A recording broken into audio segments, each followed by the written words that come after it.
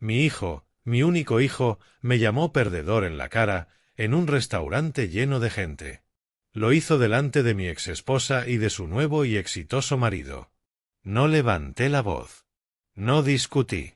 Simplemente me quedé ahí, en silencio, aguantando. Pero una semana después, él se encontró sin coche, sin dinero y con una orden de desalojo en la puerta de su lujoso apartamento. Fue entonces cuando su madre me llamó, gritando de pánico. Si crees que una familia debe construirse sobre el respeto y no sobre el privilegio, dale me gusta y suscríbete, porque vas a querer escuchar cómo termina esta historia. El aire del restaurante, un lugar llamado The Gilded Steer, era tan denso y pesado como las salsas caras que servían. Sentía que se me pegaba en la garganta. Todo en ese sitio estaba diseñado para gritar riqueza, desde los enormes candelabros de cristal que colgaban del techo como medusas de vidrio, hasta los asientos de cuero rojo vino que parecían tragarte por completo. Era una sinfonía de dinero, pero para mí no era más que ruido. El nuevo marido de mi exesposa, Todd, movió la mano y el Rolex en su muñeca captó la luz. «Jack, tienes que probar el chuletón Tomahawk», dijo con una voz tan pulida como falsa. «Te cambiará la vida». Asentí sin más. Todd era corredor de bolsa, un hombre que creía que todo, incluso la iluminación espiritual, podía pedirse del menú. Se veía, hablaba y hasta respiraba como un gráfico bursátil en alza, elegante, seguro y completamente vacío. Mi exesposa, Brenda, puso su mano sobre la de él, un gesto menos de afecto y más de exhibición. «Tiene razón, cariño», dijo con tono afectado. «Jack ha estado viviendo tan minimalista últimamente».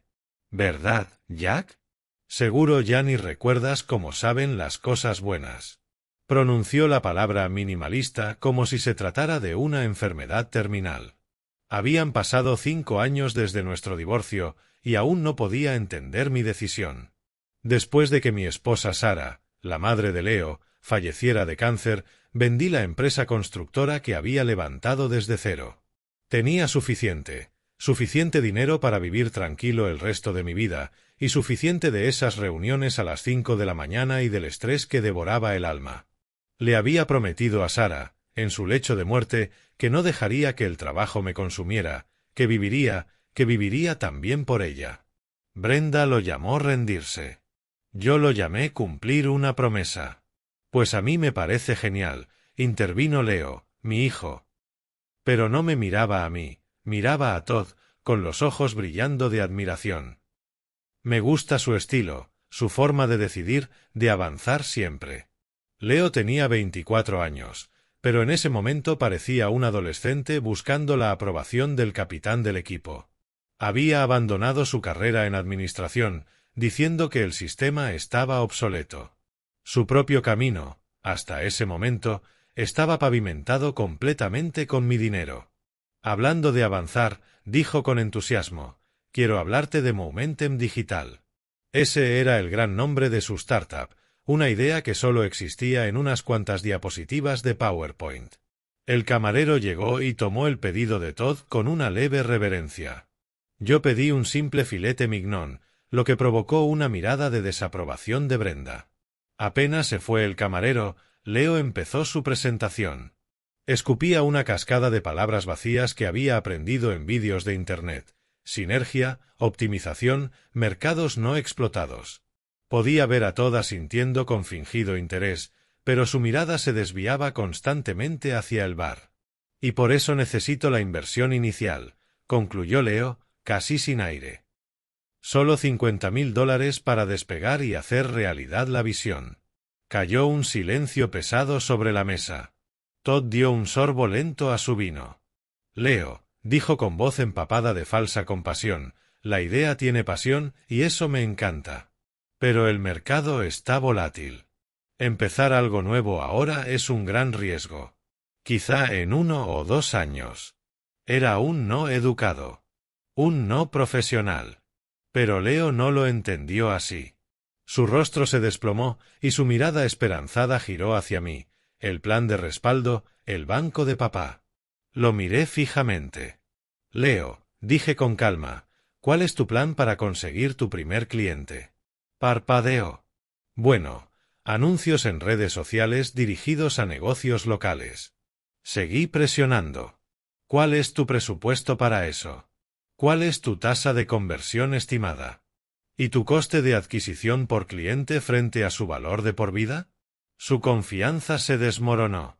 Aún estoy afinando los detalles, pero el potencial es enorme. El potencial no es un plan de negocio, respondí sin alterarme. Estás pidiendo $50.000 sin una ruta clara hacia ingresos. Ni siquiera has registrado el nombre de la empresa. Lo comprobé. No intentaba humillarlo. Solo quería hacerlo pensar. Pero todo lo que él vio fue rechazo. Rechazo frente a su héroe, frente a su madre. Su rostro se tornó rojo de furia. Y entonces, explotó. No gritó. Habló lo bastante alto para que las mesas cercanas escucharan cada palabra calculada. ¿Ves? Por eso no te pedí ayuda. Eres un perdedor. Vendiste tu empresa, tu legado, para quedarte haciendo nada. Todd no es un perdedor. Él es un ganador. Él construye cosas. El murmullo del restaurante se apagó. Sentí decenas de miradas clavarse en nuestra mesa. Brenda bajó la vista, sin decir una palabra para detenerlo. Y Todd, el ganador, solo esbozó una diminuta sonrisa de satisfacción. No dije nada. No discutí ni me defendí. Simplemente dejé los cubiertos sobre la mesa, al lado de mi plato intacto. La cena había terminado. Todo había terminado. El trayecto desde el restaurante hasta el apartamento de Leo fue el más largo de mi vida. El silencio dentro del Mercedes pesaba más que todo lo dicho en la mesa. No era un silencio tranquilo. Era un silencio con filo que cortaba los restos de un vínculo ya desgastado entre padre e hijo. Leo iba en el asiento del copiloto, mirando su teléfono, desplazando el dedo sin parar. Se escondía. Construía un muro digital para evitar los escombros de lo que acababa de provocar. No hubo disculpa, ni siquiera una mirada de arrepentimiento. Solo una quietud desafiante, como si esperara que yo hablara primero para poder justificarse. No le di nada. Solo conduje, con las manos aferradas al volante de cuero. Las farolas dibujaban líneas fugaces de luz sobre mi rostro. En cada destello, veía a Sara. Recordaba su sonrisa cuando le conté que vendería la empresa. «Has trabajado suficiente, Jack», me susurró desde la cama del hospital. «Ahora es momento de vivir. Vive por mí también. Y cuida de nuestro hijo». ¿Nuestro hijo? Miré al joven que tenía al lado. ¿Dónde había quedado aquel niño que solía seguirme por el taller, fascinado mientras convertía madera en algo útil? El que decía que quería ser como yo cuando creciera. Ese recuerdo ahora era como una astilla en el corazón. ¿Lo había malcriado después de la muerte de Sara? Intenté llenar su vacío con dinero y cosas, comprando una salida a mi propio duelo y culpa. Sus palabras crueles resonaban en mi cabeza. Y lo peor era que no estaban del todo equivocadas. Sí, había huido. No del trabajo, sino de una vida sin mi esposa. Creí que al darle todo a Leo, estaba honrando mi promesa. Pero quizás solo lo estaba convirtiendo en un reflejo de mi propio vacío. Llegamos a su edificio, una torre de vidrio y acero con portero 24 horas y piscina en la azotea. Un hogar que yo pagaba, mes tras mes, sin cuestionar. «Puedo subir solo», murmuró Leo, con la mano en la manija. No respondí. Lo observé entrar al vestíbulo reluciente sin mirar atrás. Me quedé en el coche mucho rato después de que desapareció. Esa noche, mi casa me pareció enorme y fría. El silencio era ensordecedor. Entré a mi despacho, una habitación que apenas usaba, y me senté en un viejo sillón de cuero, en la oscuridad. Rabia, dolor, decepción, todo giraba dentro de mí como una tormenta. Podría haber roto algo. Podría haber llamado a Brenda para gritarle. O a Leo, para decirle lo profundo que me había herido. No hice nada de eso. Porque bajo la tormenta, algo más empezaba a formarse. Algo frío, claro, metódico. Mi silencio en el restaurante no fue debilidad. Mi silencio en el coche no fue derrota. Fue el inicio de una auditoría. Encendí la lámpara del escritorio. Una luz amarilla cálida se derramó sobre la superficie de roble. Abrí mi viejo portátil. El ventilador zumbó, rompiendo el silencio. La pantalla mostró mi fondo de escritorio, la última foto de Sara y yo, sonriendo en la playa. Miré sus ojos. Y supe lo que tenía que hacer. No abrí redes sociales. No escribí una carta emocional. Abrí una hoja de cálculo. Una cuadrícula en blanco. Fría. Lógica. Inapelable. Escribí en la primera celda. Apoyo financiero a Leo Callahan últimos 5 años. El cursor parpadeaba, esperando los números, esperando la verdad. La auditoría había comenzado. Las horas siguientes fueron una especie de arqueología digital. Entré en mis cuentas bancarias, revisé carpetas con recibos escaneados y correos antiguos que no abría desde hacía años. Cada clic era como remover tierra, desenterrando una historia que yo mismo había financiado, pero nunca examinado. Empecé por lo fácil, la universidad. Escribí matrícula y cuotas universitarias en la primera fila. Busqué los recibos, primer año, segundo, el primer semestre del tercero, antes de que decidiera que era demasiado brillante para seguir estudiando. Los números aparecieron, duros y negros, $150,000. Recordé escribir aquellos cheques con orgullo. Mi hijo, el primer Callahan en ir a una universidad de 4 años. Sara habría estado tan orgullosa. Lo imaginé graduándose, lanzando su birrete al aire. En vez de eso, simplemente abandonó. Me llamó emocionado, hablando de un gurú online que decía que la universidad era una estafa. Y yo lo dejé pasar. No quise discutir. Solo pagué la última factura y le deseé suerte. Un fantasma de educación, $150,000. Luego pasé al apartamento del centro, $4,500 al mes, durante 2 años y medio. Hice las cuentas. $135,000. Recordé cuando me lo mostró. Tiene una vista increíble, papá. Es el tipo de lugar donde puedes hacer contactos. Y yo le creí. Imaginé cenas con emprendedores, ideas, proyectos. Pero sabía la verdad, eran fiestas. Solo fiestas. Y yo pagaba puntualmente, porque era más fácil que discutir. Luego vino el coche. Un deportivo negro brillante. Encontré la factura, $72,000. Se lo había comprado como incentivo para terminar la carrera. Cuando abandonó, debí quitárselo, pero estaba tan abatido. Papá, tener un coche bueno es parte de la imagen, me dijo. Tienes que parecer exitoso para serlo. Otra frase reciclada de algún podcast. Y como un tonto, asentí. Pagué el coche. Pagué el seguro, $600 al mes durante 2 años. Más de $86,000 por una imagen. La noche siguió. Solo bebí agua. La hoja de cálculo crecía, línea tras línea. Seguro médico, teléfono, servicios, gastos varios. Cada fila era un recordatorio de mi generosidad pasiva. Pero lo peor aún no llegaba. Abrí los extractos de la tarjeta suplementaria que le di solo para emergencias. Solo para emergencias, había prometido. Empecé a revisar los cargos, 5 años de su vida, pagados por mí. Una letanía de excesos. Cenas donde un plato costaba más que mi compra semanal. Cientos de dólares en tiendas exclusivas. Bares con nombres como Velvet y Elixir a las 2 de la madrugada. Y viajes. Un fin de semana en Miami, esquiar en Aspen, vuelos a Las Vegas. No eran emergencias. Era un estilo de vida. Uno que yo financiaba mientras me repetía que era un padre solidario. Sentí náuseas. La ceguera no era suya, era mía.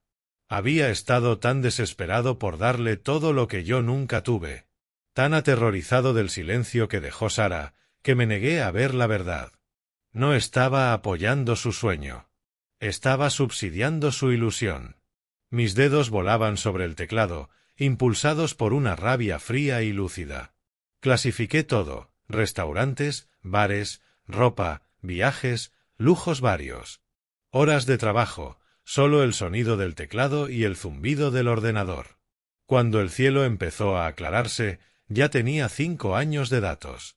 5 años de la vida de mi hijo reducidos a cifras. Llegué al final. La celda vacía para el total. Tecleé la fórmula, igual, suma, paréntesis, seleccioné todo y presioné Enter. El aire se me escapó de los pulmones. El número brillaba en la pantalla: $492.754. Casi medio millón. Me recosté en la silla. La rabia desapareció. El dolor también. Solo quedó una claridad helada. «Eres un perdedor», resonaba su voz. Quizá tenía razón. Había perdido, a mi hijo, a mi dignidad, a mí mismo. Pero al mirar ese número, no me sentí derrotado. Me sentí despierto. La auditoría no era sobre dinero. Era sobre la verdad. Los números no mentían. Y desde ese momento, yo tampoco lo haría. Guardé el archivo. Lo llamé el libro mayor. Y cuando el sol terminó de salir, empecé una nueva lista. No de lo que gasté, sino de lo que haría a continuación. Mientras la pantalla seguía brillando con el total, una calma extraña me envolvió. El número era obsceno, sí, pero también era la base de mis próximos pasos. Y entonces, mientras el cielo pasaba de negro a violeta, una idea empezó a inquietarme. El gasto era irresponsable, sí, pero ¿todo? ¿Y si había algo más? Volví a los extractos. Esta vez no para sumar, sino para ordenar. 5 años de historia, línea por línea. Deslicé el cursor entre nombres de aerolíneas, hoteles, tiendas y marcas. Y entonces lo vi. Una transacción entre miles. Un pago de $2.000. El destinatario era una empresa de la que nunca había oído hablar, B&T Holdings LLC. Sonaba tan corporativa, tan insípida. No encajaba con el resto de los gastos de Leo. No era un restaurante de moda ni una tienda llamativa. Era simplemente una sociedad de cartera. La curiosidad se disparó. Usé la función de búsqueda. Tecleé el nombre y empecé a notar los latidos más rápidos. No era un cargo aislado. Aparecía otra vez el mes siguiente, y el siguiente, y el siguiente, durante 48 meses consecutivos. $2.000 enviados desde su tarjeta de crédito a esa empresa anónima cada mes, como un reloj. $96.000 en total. ¿Para qué era? ¿Qué servicios le estaba prestando esa empresa a mi hijo desempleado y aspirante a emprendedor? Se sentía mal, fuera de lugar. Un pago firme y disciplinado en medio de un mar de compras impulsivas y caóticas. Era la única pieza del rompecabezas que no encajaba. Tenía las manos frías cuando abrí una nueva pestaña del navegador. El resto del mundo empezaba a despertarse, pero en mi despacho el tiempo parecía detenido. Escribí las letras en la barra de búsqueda, B&T Holdings LLC. Añadí el nombre de nuestro estado y presioné Enter. Los primeros resultados eran directorios empresariales genéricos que ofrecían poca información. Sentí un chispazo de frustración. Pero entonces lo vi, un enlace al registro oficial de empresas de la Secretaría de Estado. Me latió más fuerte el pulso. Aquello era oficial. Era real. Hice clic. La página cargó con una lentitud exasperante, cada segundo estirándose. Por fin, la información apareció en la pantalla. La empresa figuraba como una sociedad de responsabilidad limitada doméstica. Escaneé los detalles. Fecha de constitución, 12 de abril, hace 4 años y medio, apenas 6 meses después de que mi divorcio de Brenda se finalizara. Se me encogió el estómago. La dirección era solo un apartado de correos en el centro. Era una empresa fantasma, una carcasa. Mis ojos bajaron por la página, más allá de la jerga legal, buscando lo único que importaba, los nombres. ¿Quién estaba detrás? ¿Quiénes eran los agentes registrados, los dirigentes de esa empresa que llevaba 4 años chupando dinero de mi cuenta? Desplacé hasta la sección titulada Socios Gestores. Se me cortó la respiración. Había 2 nombres. El primero era Brenda Callahan, mi exesposa. Por un momento no pude procesarlo. ¿Por qué Brenda estaría recibiendo dinero de Leo? No tenía sentido.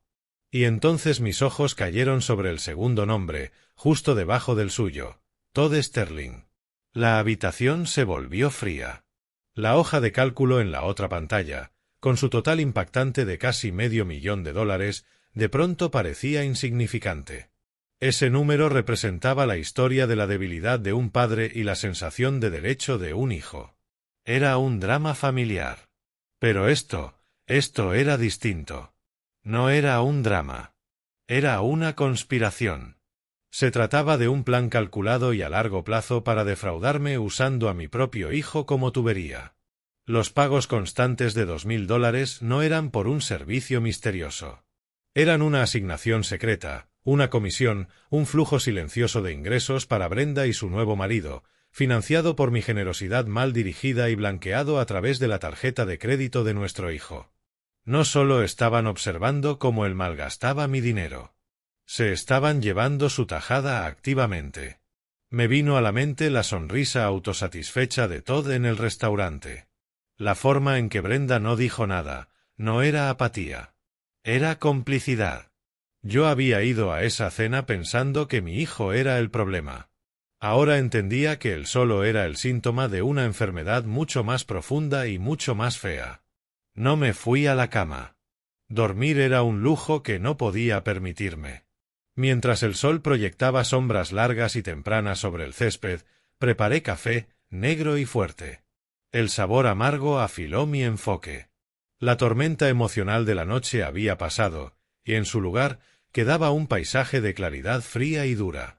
Ya no había espacio para la duda ni para la autocompasión. Solo quedaba el plan. Y el primer paso del plan requería a una profesional. No busqué una consejera familiar ni una mediadora. Necesitaba un arma.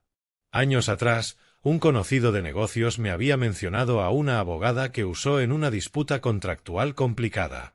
La describió como un tiburón, una mujer que no perdía el tiempo en cortesías y cuyo único interés era ganar. Se llamaba Angela Rossi. En aquel momento, tomé nota mental de no ponerme nunca en su contra. Ahora estaba a punto de ponerla de mi lado. Encontré su despacho en Internet, un bufete boutique con una web minimalista y elegante que proyectaba confianza silenciosa y honorarios caros. Marqué el número antes de poder dudar. Una voz nítida y profesional contestó al segundo timbrazo. Despacho de Angela Rossi. Mi nombre es Jack Callahan, dije, con mi propia voz sonando firme y extraña. Necesito pedir una cita con la señora Rossi. Es un asunto financiero relacionado con mi hijo y mi exesposa. La asistente fue amable pero tajante. La señora Rossi está completa durante las próximas 2 semanas. ¿Puedo darle cita para...? El viejo Jack habría aceptado. Habría dado las gracias y esperado pacientemente 2 semanas, dejando que todo supurara. Pero el viejo Jack ya no vivía aquí. Entiendo que esté ocupada, interrumpí, manteniendo el tono sereno. Por favor dígale que se trata de una posible malversación de fondos de un fideicomiso familiar y de una sociedad pantalla llamada BNT Holdings. Hubo una pausa al otro lado. La firmeza profesional de la asistente vaciló. Un momento, por favor. Estuve en espera menos de 30 segundos. La siguiente voz era distinta, afilada, clara, con una autoridad inconfundible. No hubo presentación. Habla Angela Rossi. Tiene mi atención. ¿En cuánto tiempo puede estar en mi oficina? Miré la hoja de cálculo que seguía brillando en mi portátil, el libro mayor de mi propia necedad, ahora convertido en herramienta de acción. Voy en camino, dije, y colgué. La oficina de Angela Rossi estaba en la planta 35ª de una torre de vidrio y acero que cortaba el cielo de la ciudad. No era el típico bufete de madera oscura y libros encuadernados en cuero. Era un espacio de minimalismo calculado y tajante. Paredes blancas. Mobiliario de ángulos modernos. Y una pared entera era una ventana del suelo al techo que ofrecía una vista sobrecogedora, casi divina, de la ciudad. El mensaje era claro: aquí los problemas no se acunan, se diseccionan con precisión quirúrgica desde gran altitud. Angela Rossi era un reflejo de su oficina. Más joven de lo que esperaba, quizá de poco más de 40 años, cabello oscuro recogido en un moño severo y ojos que no se perdían nada. No me ofreció café ni condolencias. Señaló la silla frente a su enorme escritorio de cristal, casi desnudo salvo por un portátil y un único bloc legal impecable. Señor Callahan, siéntese, por favor. Gracias por recibirme con tan poca antelación, empecé. Me cortó, no con descortesía, sino con una eficiencia que rozaba lo intimidante. Su mensaje fue convincente. El tiempo es dinero. No desperdiciemos ninguno. ¿Qué trae? No comencé por la historia de la cena desastrosa. No hablé de mis sentimientos de traición o decepción. Ya había tenido suficiente de eso en las horas oscuras de la noche. Simplemente abrí mi portátil, lo giré hacia ella y mostré la hoja de cálculo que había llamado el libro mayor. No dije nada. Dejé que los números hablaran. Se inclinó hacia adelante, escaneó las columnas. Desplazó la pantalla hacia abajo sin cambiar el gesto. Vio la matrícula, el alquiler, el coche, los cargos interminables. Cuando llegó al total, casi $500,000, solo alzó las cejas una fracción de milímetro. Fue la única emoción que mostró. Luego volvió arriba y se detuvo en la línea de B&T Holdings. Explique esto, ordenó. Se lo conté. Le expuse el hallazgo de la sociedad pantalla, los nombres en el registro, 4 años de pago sistemáticos de $2,000. Le entregué una impresión de los datos de registro de la empresa. La examinó un largo momento, sosteniendo el papel por los bordes como si fuera una prueba en una escena del crimen, que supongo que lo era. Cuando terminé, se recostó y me miró, de verdad, por primera vez.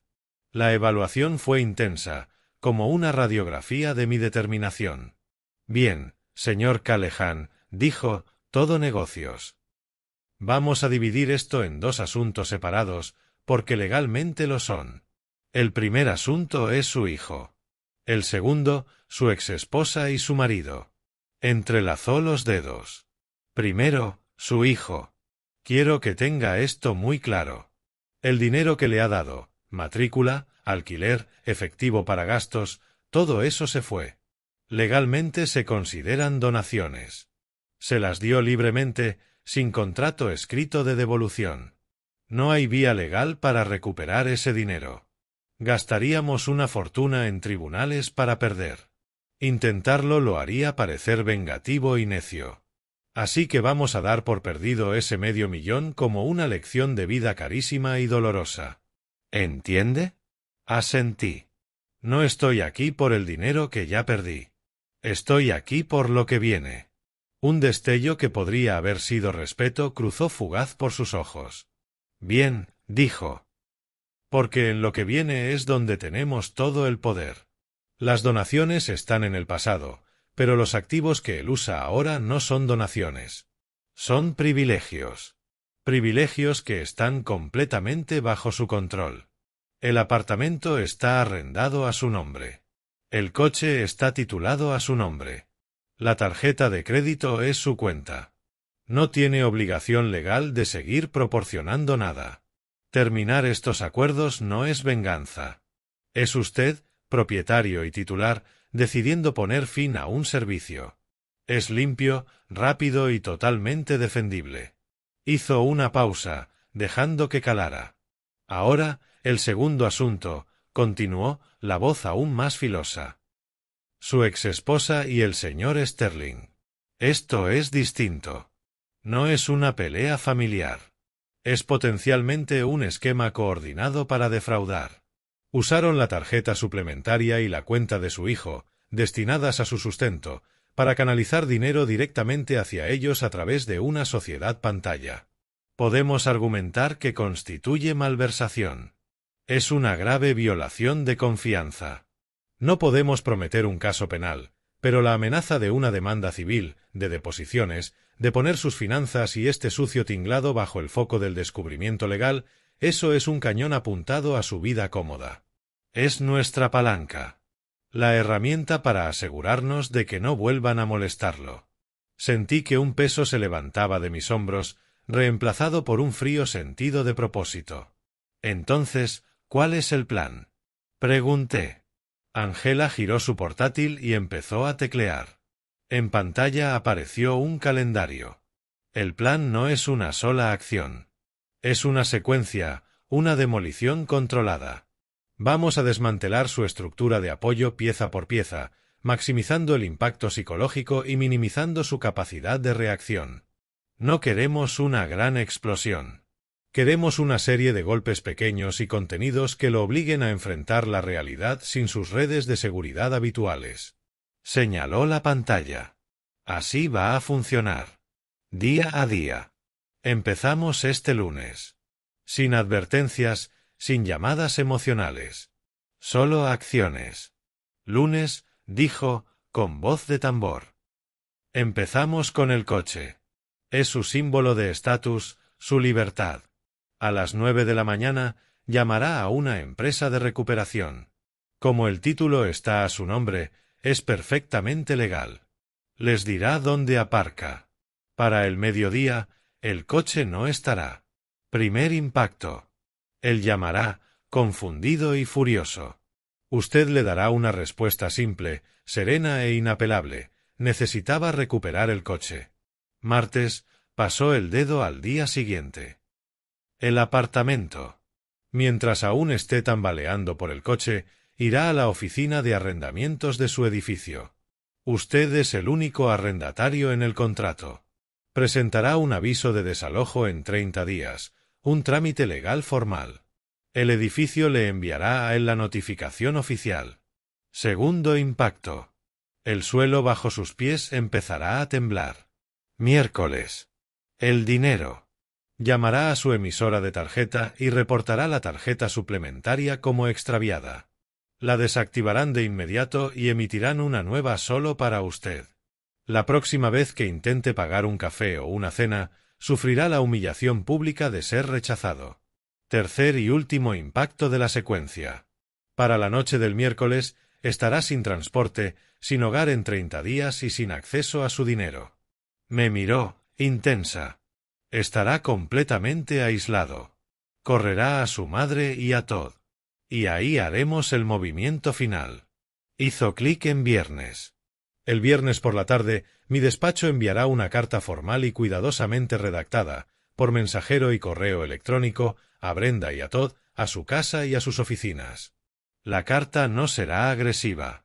Será educada.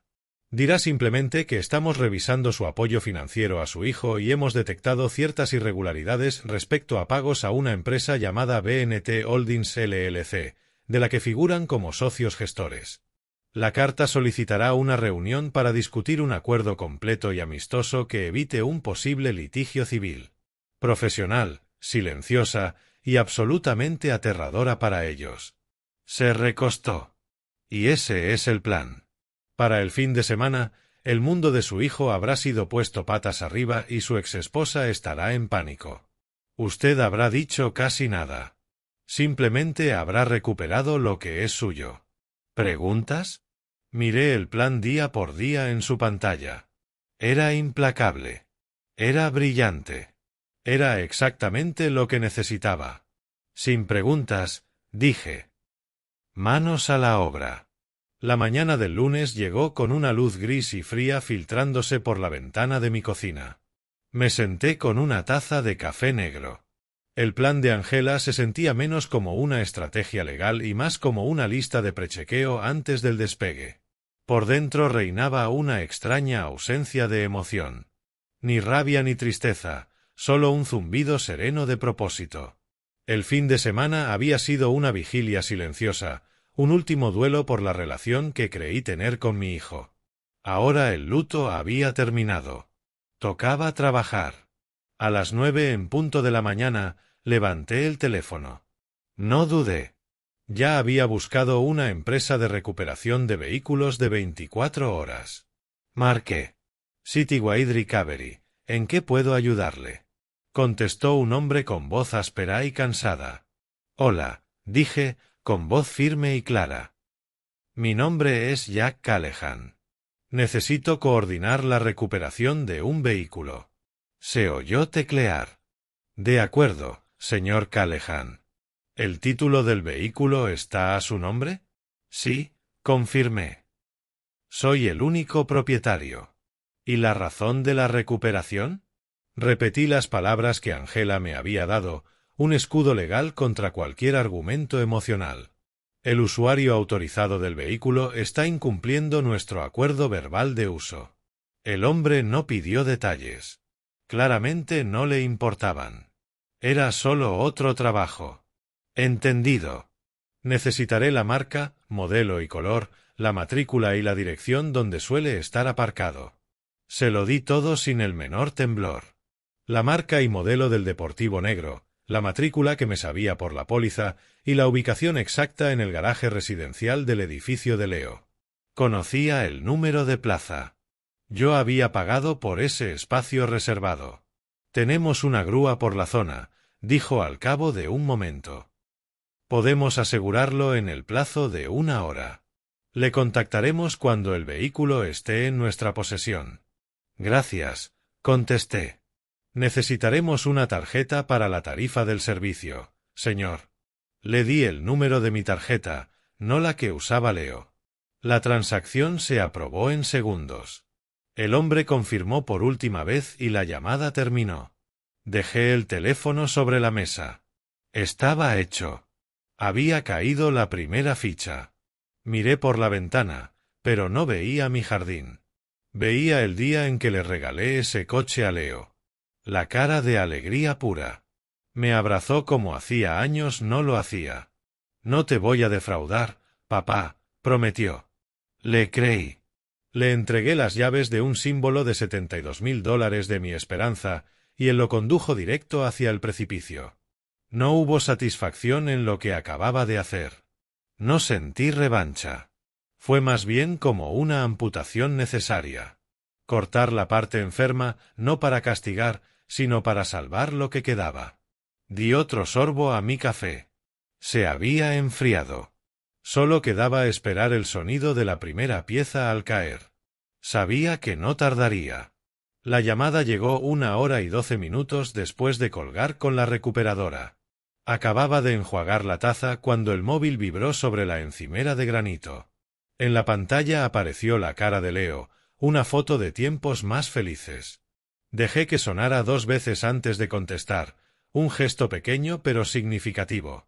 Siempre había atendido al primer timbrazo. Respiré, toqué el icono verde y acerqué el teléfono. No dije nada.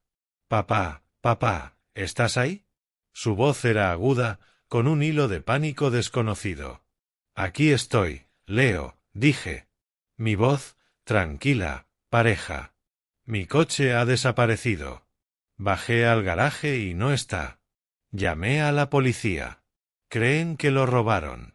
¿Te lo puedes creer? De un garaje seguro. Hablaba rápido, las palabras atropellándose con la adrenalina y la incredulidad. Lo escuché sin interrumpir.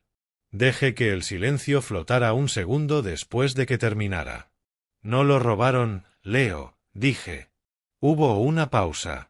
Casi podía oír los engranajes de su mente pasando del pánico a la confusión. ¿Qué?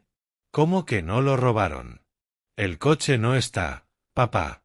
No está. Lo sé, dije. ¿Cómo que lo sabes? Exigió, elevando otra vez la voz. ¿Cómo podría saberlo? Era el momento, el punto de giro. La voz de Angela resonó en mi cabeza, simple, sereno, inapelable.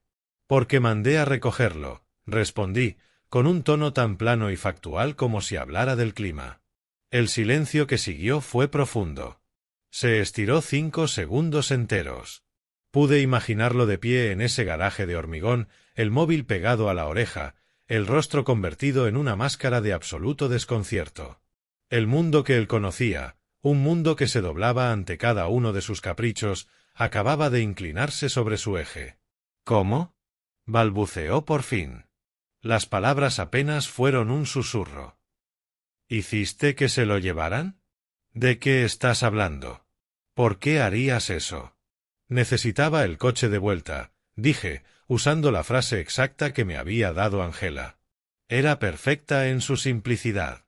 Era una razón que no era una razón. No dejaba espacio para discutir porque se basaba en mis necesidades, no en las suyas. Por primera vez, mis necesidades eran la prioridad. ¿Necesitabas el coche de vuelta? Repitió, ahora con incredulidad furiosa. Es mi coche. Tú me lo compraste. No puedes simplemente quitármelo. Tengo cosas que hacer hoy. Tengo una reunión. No es tu coche, Leo, lo corregí con suavidad, pero con una firmeza que jamás me había oído. El título está a mi nombre. El seguro está a mi nombre. Siempre ha sido mi coche. Simplemente te permití usarlo. Esto es una locura, gritó, y tuve que separar un poco el teléfono del oído. ¿Esto es por la otra noche? ¿Es por lo que dije en la cena? ¿Vas a robarme el coche porque te herí los sentimientos? ¿Qué tan infantil es eso? No mordí el anzuelo. No defendí mis sentimientos ni entré en su acusación. Me mantuve como un objeto sereno e inamovible. Tengo que irme, Leo. Yo también tengo cosas que hacer hoy. No, no cuelgues, berreó. ¿Dónde está mi coche? Lo necesito. El coche está a salvo, dije. Pero ya no está disponible para tu uso. Te sugiero que mires el horario de autobuses. Y con eso, antes de que pudiera responder, antes de que pudiera escalar su rabieta, terminé la llamada. Dejé el teléfono de nuevo sobre la encimera, con la mano perfectamente firme. El silencio de mi cocina volvió a llenar el vacío. No hubo sensación de victoria ni alegría, solo la tranquila y sombría satisfacción de un primer paso necesario completado. Él creía que esto iba de mis sentimientos heridos. No tenía idea de que iba de su futuro. Él seguía jugando a las damas. Yo, con la ayuda de Angela Rossi, estaba jugando al ajedrez. Y acababa de quitarle la reina del tablero. Una hora después, mi teléfono emitió un aviso con un mensaje nuevo. No era una llamada ni un texto de Leo. Era un correo electrónico de Citywide Recovery. La línea de asunto era simple: trabajo completado. Adjunta venía una única fotografía de baja resolución. La abrí. La foto era granulada, tomada bajo las luces fluorescentes del garaje subterráneo. Mostraba el elegante coupé deportivo negro, el orgullo de mi hijo, enganchado a la grúa tosca y grasienta. El coche se veía pequeño e indefenso, su diseño agresivo reducido a lo patético. Parecía un animal capturado, con su poder completamente anulado, listo para ser arrastrado a la oscuridad. Mi mente no vio la grúa. Por un segundo fugaz, vio el concesionario. Recordé el día que lo compré, el cromo reluciente y el olor embriagador a cuero nuevo. Recordé la expresión de alegría pura en la cara de Leo cuando lo sorprendí con él. Era más que un coche. Era una declaración. Era mi forma de decir: creo en ti. Sé que dejaste la escuela, pero creo que harás grandes cosas.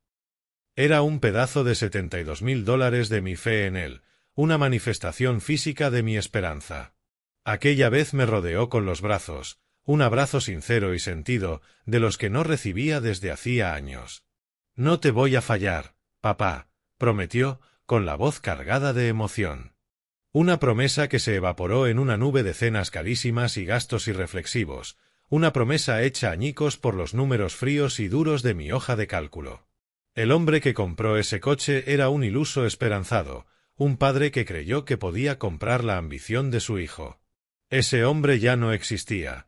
En su lugar estaba el que ahora miraba una foto granulada de la consecuencia. Sentí un dolor sordo en el pecho, un duelo silencioso, no por el coche, sino por la esperanza que alguna vez representó. Era el pesar de un cirujano que debe extirpar algo que antes estuvo sano. Pero sabía, con certeza inquebrantable, que el procedimiento era necesario. Deslicé la foto y dejé la pantalla del móvil en negro. El primer paso estaba completo. No le había robado el coche. No actué por despecho. Simplemente reposeí un sueño que se había echado a perder. El cimiento de su mundo artificial tenía ahora su primera grieta significativa. Y yo era quien sostenía el martillo. A la mañana siguiente, conduje al centro. Martes. Paso 2. Leo no había vuelto a llamar ni a escribir desde nuestra breve y explosiva conversación del día anterior. Imaginé que estaría enfurecido, quejándose con sus amigos y tratando de averiguar su siguiente movimiento, completamente ajeno a que yo ya iba 2 pasos por delante. Su mundo se encogía y él aún no lo sabía. Entré a la oficina de administración de su edificio. Era un espacio moderno y pulcro, todo cromo y vidrio esmerilado, diseñado para sentirse exclusivo y caro. Una joven, con una sonrisa impecablemente profesional, estaba tras un gran mostrador curvo. «Buenos días. ¿En qué puedo ayudarle?» «Buenos días», respondí, con voz calmada. «Mi nombre es Jack Callahan. Soy el arrendatario del apartamento 42B. Tecleó mi nombre en su ordenador, sin perder la sonrisa. «Sí, señor Callahan. ¿En qué podemos asistirle hoy? ¿Hay algún problema de mantenimiento?» «No, todo está bien», dije. «Vengo a presentar mi aviso de desocupación en 30 días». La sonrisa profesional titubeó por apenas un segundo. Una grieta minúscula en su fachada pulida, un breve momento de sorpresa. En un edificio así, los residentes no solían irse tan de repente. Renovaban sus caros contratos año tras año. «Oh, claro. Solo necesitaré ver su identificación y le doy un formulario para completar». Deslicé mi licencia de conducir sobre el mostrador y tomé el bolígrafo y el formulario. Era un documento estándar, lleno de jerga legal. Había traído mi copia del contrato de arrendamiento por si surgía alguna duda, pero no hizo falta. Su sistema dejaba claro que yo, y solo yo, era el responsable financiero de la unidad. El nombre de mi hijo figuraba únicamente como ocupante residente, un invitado sin estatus legal. Rellené el formulario con letra firme y precisa. Fecha actual, número de apartamento, dirección de reenvío, la mía. Firmé al final, la tinta como una línea negra y definitiva sobre el papel blanco. Le devolví el formulario y el bolígrafo. Ella lo tomó, ya con la profesionalidad plenamente repuesta. Tecleó la información en su ordenador. El repiqueteo del teclado era el único sonido en la oficina silenciosa. «Muy bien, señor Callahan. Todo en orden», dijo con voz neutra. «El contrato quedará oficialmente terminado en 30 días. Esta tarde se enviará una notificación oficial por correo electrónico a todos los ocupantes registrados de la unidad con el procedimiento de mudanza. Todos los ocupantes registrados». Eso significaba Leo. No iba a recibir una llamada furiosa de su padre. Iba a recibir un correo frío e impersonal de una entidad corporativa. Un aviso formal de que su hogar, el lujoso telón de fondo de su vida despreocupada, tenía fecha de caducidad. «Gracias por su ayuda», dije, poniéndome en pie. «A usted, señor Callahan. Que tenga buen día». Salí de la oficina a la luz intensa de la mañana. No miré hacia la torre de vidrio ni hacia la ventana del piso 42. No lo necesitaba. Acababa de convertir su jaula dorada en un reloj en marcha. La segunda pieza había caído, y sabía que la tercera llegaría en solo un día. La llamada que esperaba llegó a última hora de la tarde.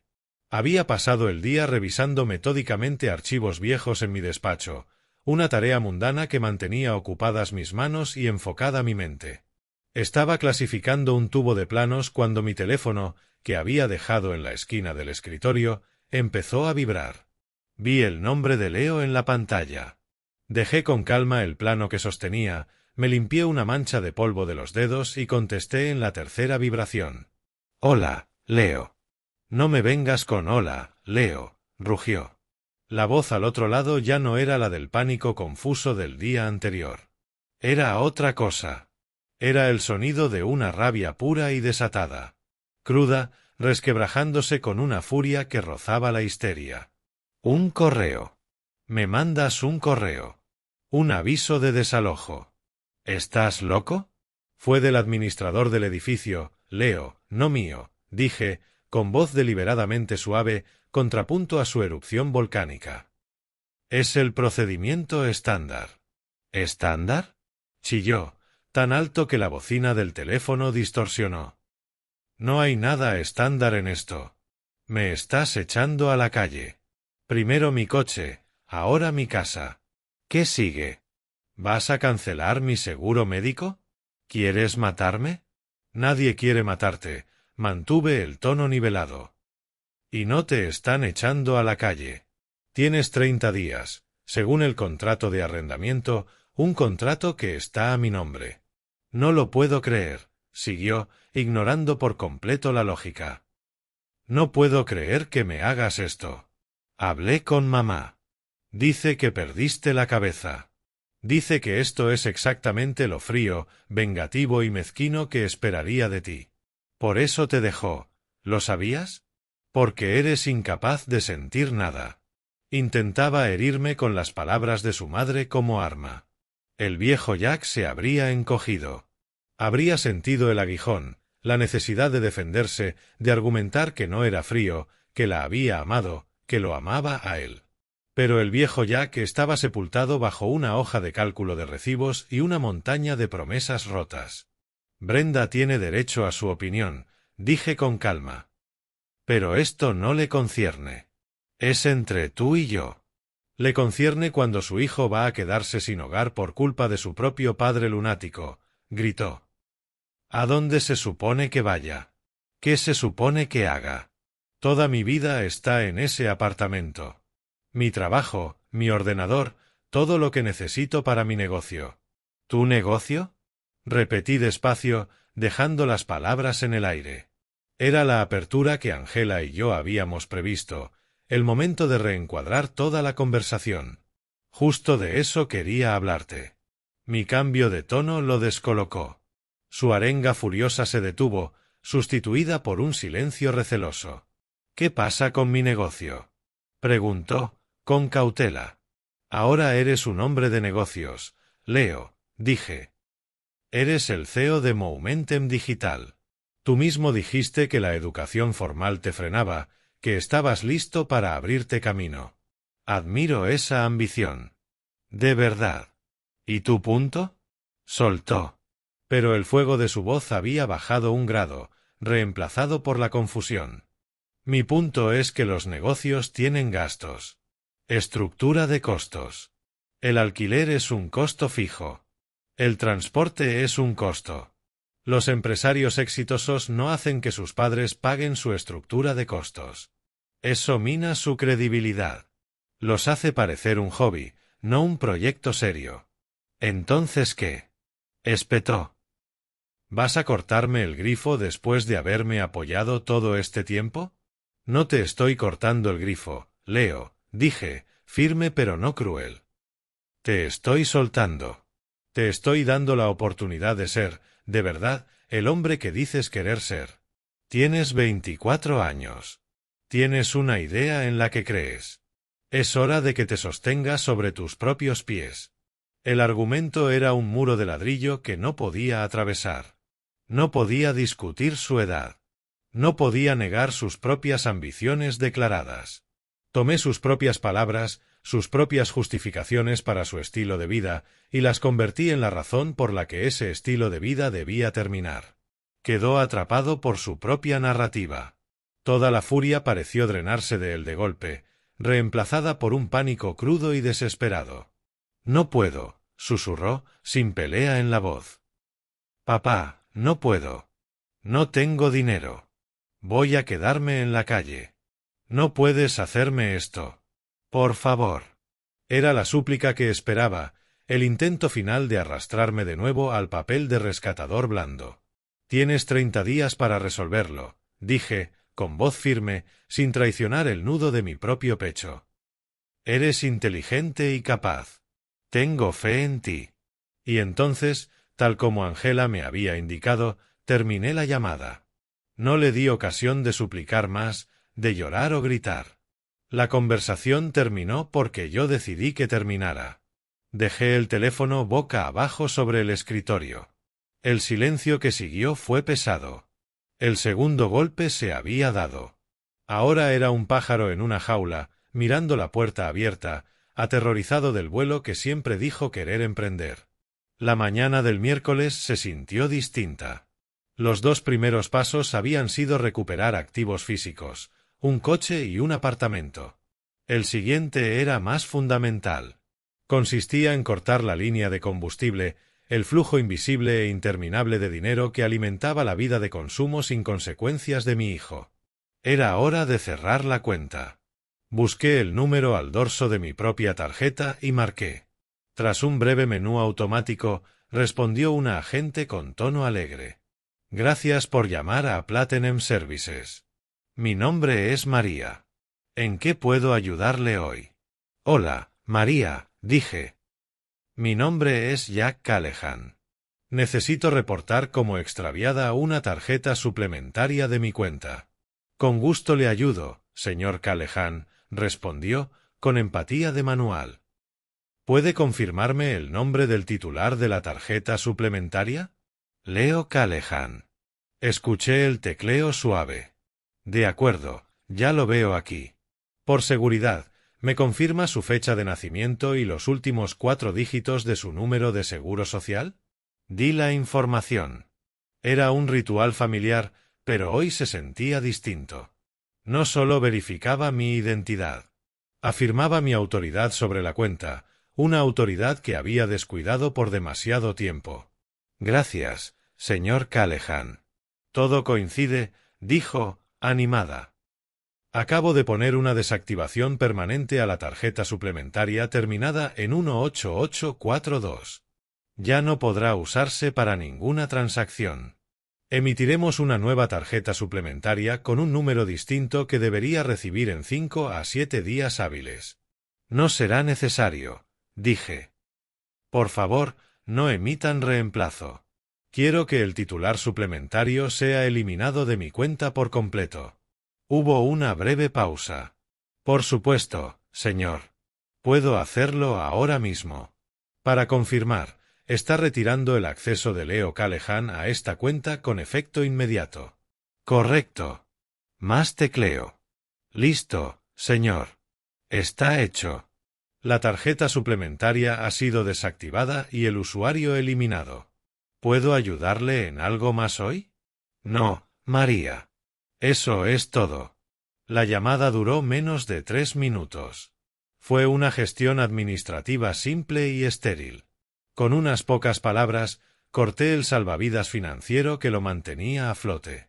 La tercera sacudida quedaba ahora armada y esperando.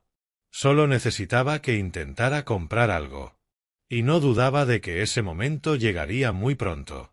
No presencié lo que ocurrió el miércoles por la noche, pero luego lo reconstruí.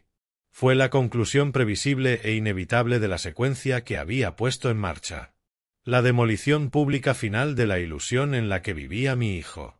Leo, todavía aturdido por la pérdida del coche y del hogar, pero sin comprender aún el alcance de su situación, decidió doblar la apuesta por su fantasía. Tenía una reunión con una posible clienta, una diseñadora gráfica a la que intentaba convencer de unirse a su empresa inexistente con la promesa de ganancias futuras. Para proyectar la imagen de éxito que tanto ansiaba, eligió un restaurante en la zona más de moda de la ciudad, un lugar donde los cócteles humeaban y los platos llegaban a la mesa como arte moderno. Puedo imaginarlo a la perfección. Habría llevado su ropa más cara, la que pagó mi tarjeta. Se habría recostado en la silla, hablando con aire casual y seguro, lanzando los términos de moda que memorizó. Habría hablado de sinergias y disrupción, pintando la gran visión del imperio de marketing digital que estaba a punto de crear. Se vendía un sueño no solo a la diseñadora, sino a sí mismo.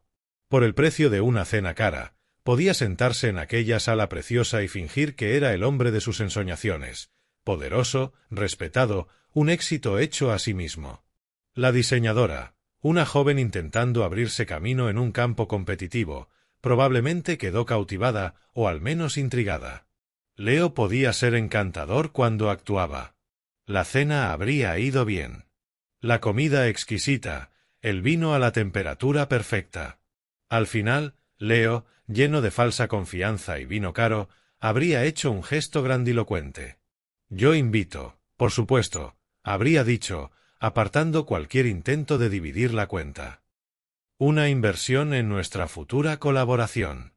Habría llamado al camarero con un movimiento de muñeca confiado, como había visto hacer a Todd. La cuenta habría llegado, una suma de 3 cifras, presentada discretamente en una carpeta de cuero. Leo ni habría parpadeado ante el total. ¿Por qué lo haría? Ese número era solo una abstracción para él, un problema para que otro lo resolviera. Habría sacado la tarjeta platino suplementaria, la que llevaba mi nombre en pequeño bajo el suyo, y la habría colocado en la carpeta con un gesto teatral. Se la habría entregado al camarero con una sonrisa magnánima. Estaba en su elemento, el CEO benevolente cerrando un trato. El camarero habría regresado unos minutos después, con una expresión educada pero tensa. Se habría inclinado y hablado en voz baja, una voz pensada para no ser oída, pero que, en el silencio repentino de la confianza de Leo, habría sonado como un disparo. Lo siento mucho, señor, pero la tarjeta ha sido rechazada. La sangre se le habría ido de la cara. La incredulidad sería la primera reacción. Era imposible. Un error. Pásela otra vez, habría dicho, con la voz un poco demasiado afilada. Debe de haber un problema con su máquina. El mundo que conocía, un mundo que se doblaba ante cada uno de sus caprichos, acababa de girar sobre su eje. ¿Qué? Balbuceó al fin. Las palabras apenas fueron un susurro. ¿Hiciste que se lo llevaran? ¿De qué estás hablando? ¿Por qué harías eso? Necesitaba el coche de vuelta, dije, usando la frase exacta que me dio Angela. Era perfecta en su simplicidad. Una razón que no era una razón. No dejaba margen para discutir porque se basaba en mis necesidades, no en las suyas. Por primera vez, mis necesidades eran la prioridad. ¿Necesitabas el coche de vuelta? Repitió, ya con incredulidad furiosa. Es mi coche. Tú me lo compraste. No puedes simplemente quitármelo. Tengo cosas que hacer hoy. Tengo una reunión. No es tu coche, Leo, lo corregí con suavidad, pero con una firmeza que nunca me había oído. El título está a mi nombre. El seguro está a mi nombre. Siempre ha sido mi coche. Simplemente te permití usarlo. Esto es una locura, gritó, y tuve que apartar un poco el teléfono. ¿Es por la otra noche? ¿Por lo que dije en la cena? ¿Vas a robarme el coche porque te herí los sentimientos? ¿Qué tan infantil es eso? No mordí el anzuelo. No defendí mis sentimientos ni discutí su acusación. Me mantuve como un objeto sereno e inamovible. Tengo que irme, Leo. Yo también tengo cosas que hacer hoy. No, no cuelgues, berreó. ¿Dónde está mi coche? Lo necesito. El coche está a salvo, dije. Pero ya no está disponible para tu uso. Te sugiero que revises el horario de autobuses. Y con eso, antes de que pudiera responder o escalar su rabieta, colgué. Dejé el teléfono sobre la encimera, con la mano perfectamente firme. El silencio de mi cocina volvió a llenar el vacío. No sentí victoria ni alegría, solo la callada y sombría satisfacción de haber completado un primer paso necesario. Él creía que esto iba de mis sentimientos heridos. No tenía idea de que iba de su futuro. Él seguía jugando a las damas. Yo, con la ayuda de Angela Rossi, estaba jugando al ajedrez. Y acababa de quitarle la reina del tablero. Una hora después, mi teléfono emitió un aviso. No era una llamada ni un texto de Leo. Era un correo de Citywide Recovery. El asunto era simple: trabajo completado. Adjuntaba una única fotografía de baja resolución. La abrí. La foto, granulada, tomada bajo las luces fluorescentes del garaje subterráneo, mostraba el elegante coupé deportivo negro, el orgullo de mi hijo, enganchado a una grúa tosca y grasienta. El coche se veía pequeño e indefenso, su diseño agresivo reducido a lo patético. Parecía un animal capturado, su poder completamente anulado, listo para ser arrastrado a la oscuridad. Mi mente no vio la grúa. Por un segundo fugaz, vio el concesionario. Recordé el día que lo compré, el cromo reluciente, el olor embriagador del cuero nuevo. Recordé la alegría pura en la cara de Leo cuando lo sorprendí con él. Era más que un coche. Era una declaración. Era mi forma de decir: creo en ti. Sé que dejaste la escuela, pero creo que harás cosas grandes. Era un pedazo de $72,000 de mi fe en él, una manifestación física de mi esperanza. Me abrazó entonces, un abrazo sincero como no lo hacía desde hacía años. No te voy a defraudar, papá, prometió, con la voz cargada de emoción. Una promesa que se evaporó en una nube de cenas carísimas y gastos irreflexivos, una promesa anulada por los números fríos de mi hoja de cálculo. El hombre que compró ese coche era un iluso esperanzado, un padre que creyó que podía comprar la ambición de su hijo. Ese hombre ya no estaba. En su lugar estaba el que miraba ahora una foto granulada de la consecuencia. Sentí un dolor sordo en el pecho, un duelo silencioso, no por el coche, sino por la esperanza que alguna vez representó. Era el pesar de un cirujano que tiene que extirpar algo que antes estuvo sano. Pero sabía, con certeza inquebrantable, que el procedimiento era necesario. Deslicé la foto y dejé la pantalla a negro. El primer paso estaba completo. No le robé el coche. No actué por despecho. Simplemente reposeí un sueño que se había echado a perder. El cimiento de su mundo artificial tenía ahora su primera grieta significativa. Y yo era quien sostenía el martillo. A la mañana siguiente, conduje al centro. Martes. Paso 2. Leo no había vuelto a llamar ni a escribir desde nuestra breve y explosiva conversación. Imaginé que estaría enfurecido, quejándose con sus amigos y tratando de trazar su siguiente jugada, sin saber que yo ya iba 2 pasos por delante. Su mundo se encogía y él aún no lo sabía. Entré en la oficina de administración de su edificio. Un espacio moderno de cromo y vidrio esmerilado, diseñado para sentirse exclusivo y caro. Una joven con una sonrisa impecablemente profesional estaba tras un mostrador curvo. «Buenos días. ¿En qué puedo ayudarle?» «Buenos días», respondí, con calma. «Soy Jack Callahan. Soy el arrendatario del apartamento 42B. Tecleó mi nombre, sin perder la sonrisa. Sí, señor Callahan. ¿Cómo podemos asistirle hoy? ¿Algún problema de mantenimiento? No, todo está bien, dije. Vengo a presentar mi aviso de desocupación en 30 días. La sonrisa titubeó una fracción de segundo. En un edificio así, los residentes no solían irse de forma abrupta, renovaban año tras año. Me pidió identificación y un formulario. Lo completé con letra firme, fecha, número de apartamento, dirección de reenvío, la mía. Firmé. Su sistema reflejaba con claridad que yo, y solo yo, era el responsable financiero de la unidad. El nombre de mi hijo figuraba solo como ocupante, un invitado sin estatus legal. Todo en orden, dijo, neutra. El contrato terminará oficialmente en 30 días.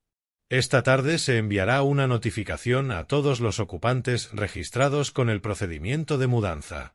Todos los ocupantes registrados. Eso significaba Leo. No iba a recibir una llamada furiosa de su padre, sino un correo frío e impersonal de una entidad corporativa. Un aviso formal de que su hogar, el lujoso telón de fondo de su vida, tenía fecha de caducidad. Salí a la luz de la mañana.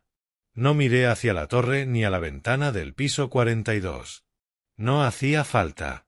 Acababa de convertir su jaula dorada en un reloj en cuenta atrás. La segunda pieza había caído, y sabía que la tercera estaba a un día. La llamada que esperaba llegó a última hora de la tarde. Había pasado el día ordenando archivos viejos, una tarea mundana para mantener las manos ocupadas y la mente enfocada. Mi teléfono vibró. Era Leo. Dejé el plano que tenía, me limpié el polvo de los dedos y contesté al tercer timbrazo. Hola, Leo. No me vengas con hola, Leo, rugió. Ya no sonaba como el pánico confuso del día anterior. Era otra cosa, rabia pura, desatada, rozando la histeria. Un correo. Me mandas un correo. Un aviso de desalojo. ¿Estás loco? Fue del administrador del edificio, Leo, dije, deliberadamente suave. Es el procedimiento estándar. ¿Estándar? Chilló. No hay nada estándar en esto. Me estás echando a la calle. Primero mi coche, ahora mi casa. ¿Qué sigue? ¿Vas a cancelar mi seguro médico? ¿Quieres matarme? Nadie quiere matarte, mantuve el tono. Y no te están echando a la calle. Tienes 30 días, según el contrato, un contrato a mi nombre. No lo puedo creer. Hablé con mamá. Dice que perdiste la cabeza. Que esto es exactamente lo frío, vengativo y mezquino que esperaría de ti. Por eso te dejó. Porque eres incapaz de sentir nada. Intentaba herirme con las palabras de su madre. El viejo Jack se habría encogido. Pero el viejo Jack estaba enterrado bajo una hoja de cálculo y una montaña de promesas rotas. Brenda tiene derecho a su opinión, dije. Pero esto no le concierne. Es entre tú y yo. Le concierne cuando su hijo va a quedar sin hogar por culpa de su padre lunático, gritó. ¿A dónde se supone que vaya? ¿Qué se supone que haga? Toda mi vida está en ese apartamento.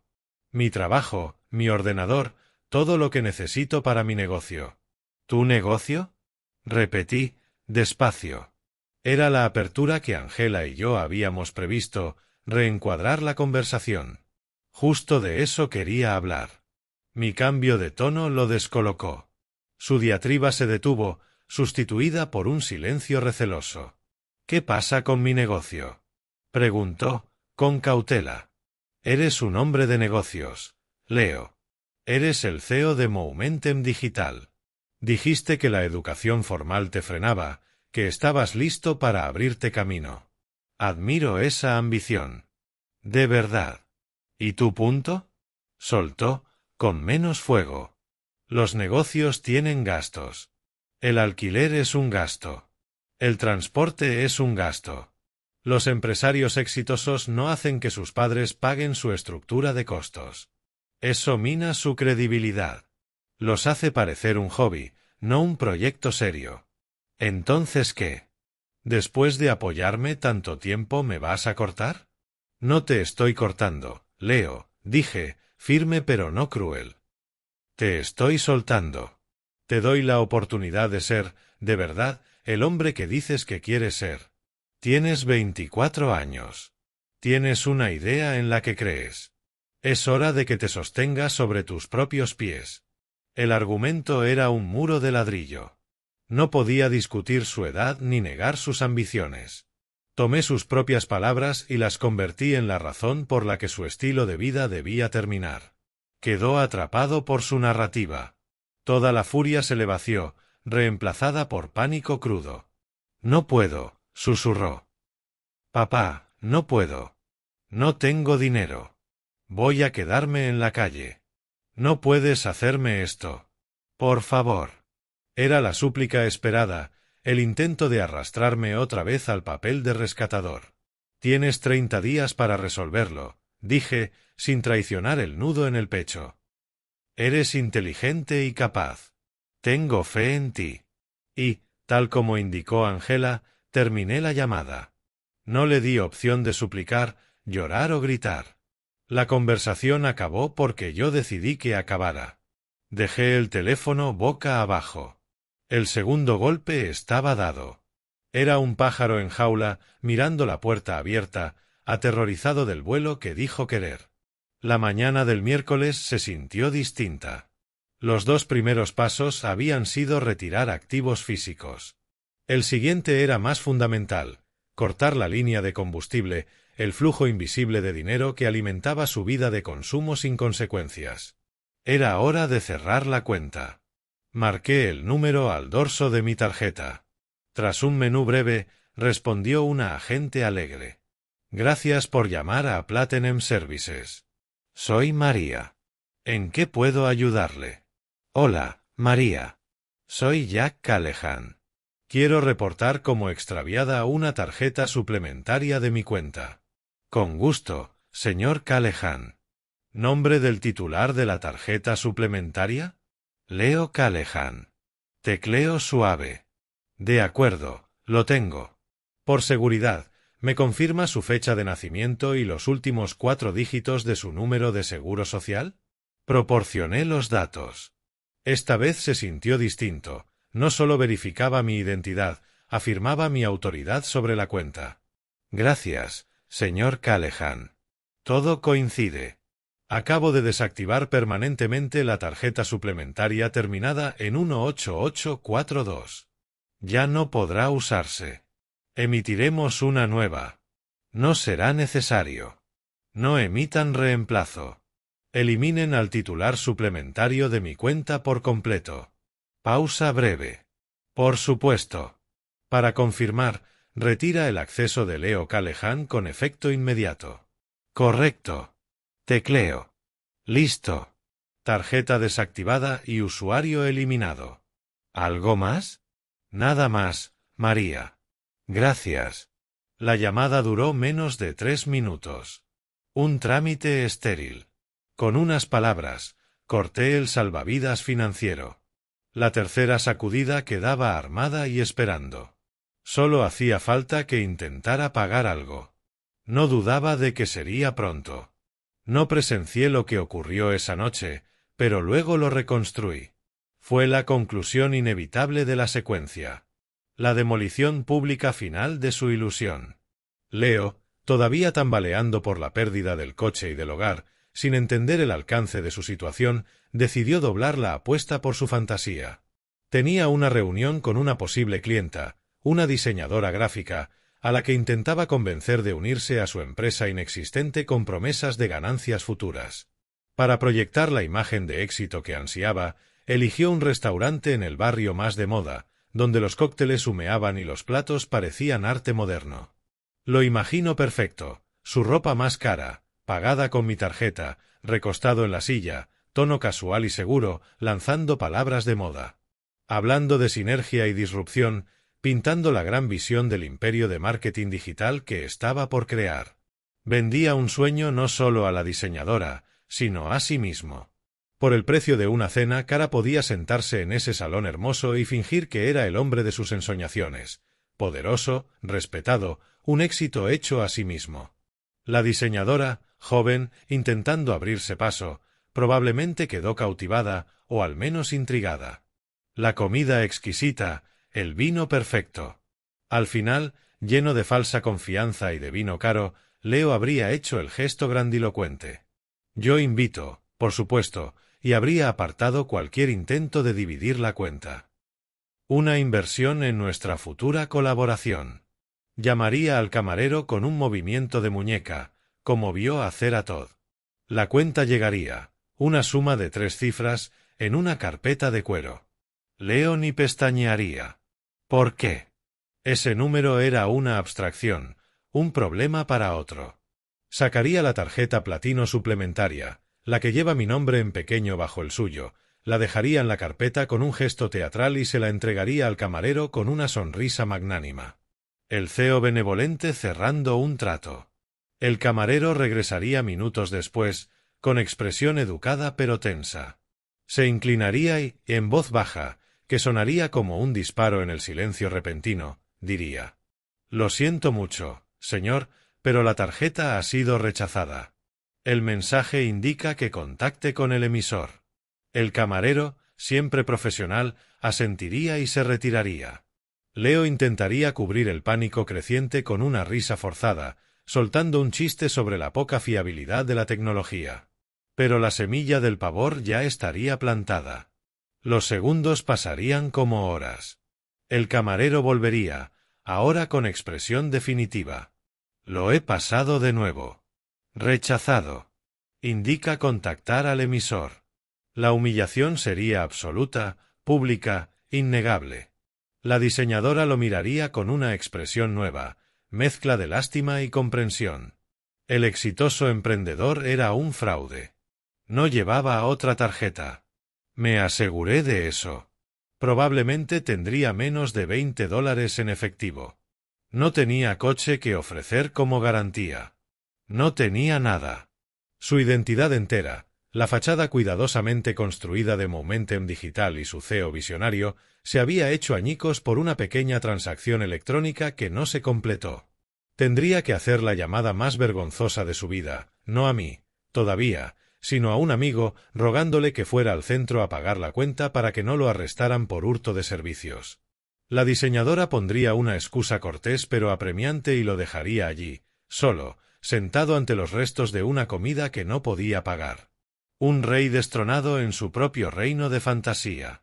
La tercera sacudida habría aterrizado, y ésta dejaría cicatriz. La última llamada del día llegó justo antes de la medianoche.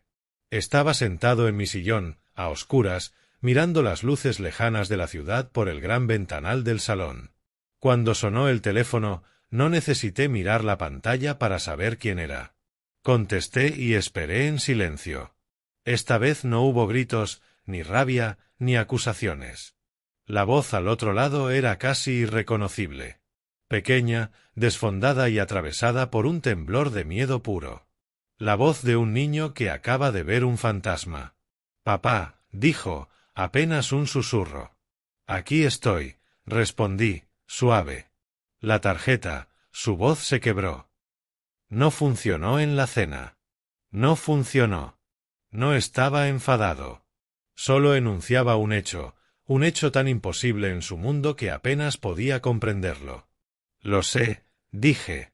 «No entiendo», siguió, respiración superficial.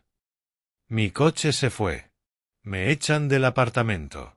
La tarjeta no funciona. Papá, ¿qué está pasando?» No fue un desafío. Fue una súplica genuina de un niño perdido en el bosque. La fanfarronería, el sentimiento de derecho, años de arrogancia cuidadosamente construida, habían sido arrancados capa a capa hasta que solo quedó esa voz pequeña y asustada. Había confiado tanto en la invencibilidad de su mundo que su colapso sistemático lo dejó roto. No le ofrecí explicación ni consuelo. Ese tiempo había terminado. Era el momento de la lección final, la lección de la consecuencia. El mundo no era su patio de juegos, y yo ya no era su conserje complaciente. «Hablaremos pronto, hijo», dije, con voz calmada y medida, pero con un peso que jamás me había oído. No era una promesa de rescate. Era una citación. Y antes de que pudiera hacer otra pregunta, terminé la llamada, dejándolo solo entre los escombros de su miércoles por la noche, con mis palabras quietas y ominosas para perseguirlo durante la larga noche. El escenario quedaba listo para el acto final. El jueves fue un día de silencio por mi parte. Mi teléfono no sonó. El plan avanzaba, silencioso e inexorable. Pero no fue un día tranquilo para mi hijo. Supe después que, agotadas sus opciones y viéndose completamente a la deriva, hizo su último movimiento desesperado. Tomó un Uber al distrito financiero, al rascacielos reluciente donde Todd Sterling construía su imperio. Fue a ver al hombre al que había llamado ganador. Solo puedo imaginar la escena. Leo, sin coche, sin su swagger confiado, luciría hecho un desastre. Su ropa cara parecería un disfraz que ya no le encajaba. Entraría a la oficina de Todd, una esquina en el piso 50, una fortaleza de vidrio y acero con vista panorámica de la ciudad. Una sala diseñada para intimidar. El aire olería a colonia cara y ambición. Todd, tras su enorme escritorio de madera, perfectamente compuesto, un depredador en su hábitat. Alzaría la vista con expresión fría e inescrutable, no el tipo afable del restaurante. Este era Todd, el hombre de negocios. Leo balbucearía su explicación. Relataría la humillación de la semana, el coche desaparecido, el aviso de desalojo, la tarjeta rechazada ante una potencial socia. Pondría su situación patética a los pies del hombre que admiraba. Y entonces llegaría la súplica, la apuesta final. Pediría otra vez $50,000, ya no como emprendedor seguro de sí, sino como un hombre que se ahoga pidiendo un salvavidas. Todd escucharía todo sin interrumpir, manos entrelazadas, rostro de cálculo sereno. Dejaría que el silencio desesperado se extendiera al final. Vaya aprieto, Leo, diría, sin un ápice de calidez. Un verdadero problema de flujo de caja. Es temporal, insistiría Leo. En cuanto el negocio arranque, Todd alzaría una mano, cortándolo. Seamos claros para evitar malentendidos. Yo no invierto en pasiones. Invierto en activos. Y ahora mismo, Leo, tú no eres un buen activo. No tienes coche, ni casa, ni ingresos, ni crédito. Eres, en términos financieros, un pasivo. Un bofetón. El hombre al que Leo encumbró, el que usó para insultarme, le decía eso. Leo intentaría refugiarse en su madre. Pero mamá, balbucearía. Brenda dijo que quizá podrías ayudar. Y ahí Todd decidiría terminar la conversación, cauterizar la herida y cortar el vínculo. Se inclinaría hacia adelante, con aburrida finalización en la mirada. Hablemos de tu madre, diría. Y hablemos de esos pagos de $2,000 que llevas haciendo cada mes a B&T Holdings. Leo estaría confundido. ¿Qué pasa? Mamá dijo que era por consultoría. Por el plan de negocio. Una sonrisa cruel y fina tocaría los labios de Todd. ¿Consultoría? Chico, no hay plan de negocio. Nunca lo hubo. Tu padre tiraba dinero contigo sin supervisión. Una manguera de efectivo sin nadie dirigiéndola. Eso es mala gestión financiera. Así que Brenda y yo aportamos esa supervisión. Montamos una estructura, una LLC sencilla, para gestionar una parte de esa salida. Llámalo comisión de gestión. Un gasto administrativo por supervisar el banco de papá. Las palabras lo golpearían como puños. No era un préstamo. No era inversión. No era consultoría. Era un esquema. Una decepción larga, paciente, calculada. Estaban tomando mi dinero, susurraría Leo, comprendiendo el horror. No tomábamos tu dinero, lo corregiría Todd, con desprecio. Nunca fue tu dinero. Era de tu padre, y tú lo despilfarrabas. Nosotros solo nos aseguramos de que una parte se destinara a un uso mejor. El peso total de la traición caería entonces sobre Leo. No era solo el dinero, eso casi era secundario. Era su madre. La mujer que lo consolaba, que decía que su padre era injusto, había sido socia activa en un plan para sangrar a su padre, usándolo a él como tubería inconsciente. La mujer a la que acudía en busca de compasión era otra depredadora en el abrevadero. Y ahora, si me disculpas, diría Todd, girando al ordenador, la expulsión absoluta. Tengo negocios reales que atender. El banco de papá está oficialmente cerrado, y lo nuestro también. Leo saldría tambaleando de esa oficina. Entró buscando un préstamo. Salió habiendo perdido a su madre. Ya no era solo un joven consentido al que cortaron. Era un huérfano de sus propias ilusiones, completamente solo en un mundo más frío y duro de lo que imaginó. No tomó otro Uber. Caminó. Salió del vestíbulo climatizado al caos de la ciudad. Claxon, gente apresurada, un río de humanidad rodeando la roca de su desesperación. Caminó sin rumbo, con los zapatos caros golpeando el pavimento. La ciudad, su patio de juegos, ahora se sentía ajena y hostil. Invisible, como un fantasma que ronda una vida que ya no es suya. Al final, las piernas cedieron. Encontró un pequeño parque olvidado, un retazo de verde encajado entre dos rascacielos. Se dejó caer en un banco de madera dura, hecho para descansos fugaces, no para crisis existenciales. Miró sus manos, suaves, sin callos. Manos de alguien que nunca trabajó un día real en su vida. Miró su ropa, vaqueros de diseñador, zapatos italianos. Le parecieron un disfraz de una obra que acababa de terminar, dejándolo en el escenario ante una platea vacía. Por primera vez en su vida, no había a quien llamar. Llamarme a mí era inútil, yo era el arquitecto de la demolición.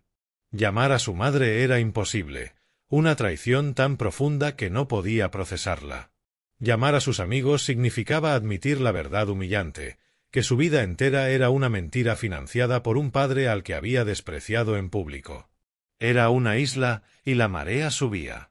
Pensó en mis palabras por teléfono: es hora de que te sostengas por tus propios pies. Siempre le parecieron un cliché. Ahora eran un prospecto literalmente aterrador. Miró sus pies, cubiertos por zapatos caros, y por primera vez se preguntó si serían lo bastante fuertes para sostenerlo. El peso de todo lo rompió. Sentado en ese banco público, rodeado por la ciudad indiferente, Leo empezó a llorar. No el llanto airado de un niño mimado. Eran sollozos profundos, desgarradores, de un hombre que lo ha perdido todo, sobre todo la cómoda ilusión de quien creía ser. No era un CEO visionario. No era un self-made. No era un ganador. Era solo un chico. Un chico de 24 años usado como peón por su madre, habilitado por su padre y, por primera vez, completamente solo con las consecuencias. El ruido de la ciudad se desvaneció hasta convertirse en un rumor apagado, mientras su pena quieta y desesperada se convertía en el único sonido de su universo. El viernes por la tarde, cuando el mundo corporativo empezaba a bajar la persiana del fin de semana, llegaron dos correos idénticos. Uno a la bandeja de Brenda Callahan. El otro, marcado como urgente por su asistente, a la de Todd Sterling. Probablemente habían pasado el día sintiendo un alivio complaciente. Los problemas de Leo eran suyos, un desastre de su propia cosecha. Habían esquivado la bala financiera. Estaban a salvo. El correo del despacho de Angela Rossi pulverizó esa ilusión. Era una obra maestra de intimidación profesional. Sin membrete llamativo, pero con un diseño sobrio que destilaba poder legal caro y serio. El asunto parecía inocuo, sobre el apoyo financiero de Leo Callahan. Administrativo, casi aburrido, como si fuera a atar cabos sueltos. El cuerpo era cortés, formal y absolutamente escalofriante. No acusaba. No amenazaba. Exponía hechos con la precisión fría de un bisturí. Presentaba a Angela como la representante legal de Jack Callahan. Señalaba que, a la luz de cambios recientes en la estructura de apoyo familiar, el señor Callahan estaba realizando una revisión integral de todas las distribuciones hechas en nombre de su hijo durante los últimos 60 meses. Luego venía el párrafo que les helaría la sangre. Identificaba una serie de pagos mensuales significativos, regulares, desde una cuenta financiada por el fideicomiso a una sociedad de responsabilidad limitada privada. Indicaba que, en una búsqueda rutinaria de registros públicos, tanto Brenda Callahan como Todd Sterling figuraban como socios gestores de dicha entidad. Y entonces la nombraba B&T Holdings LLC. Ver ese nombre en un documento legal formal, conectado directamente con ellos, sería como verse en una foto en la escena del crimen. Prueba.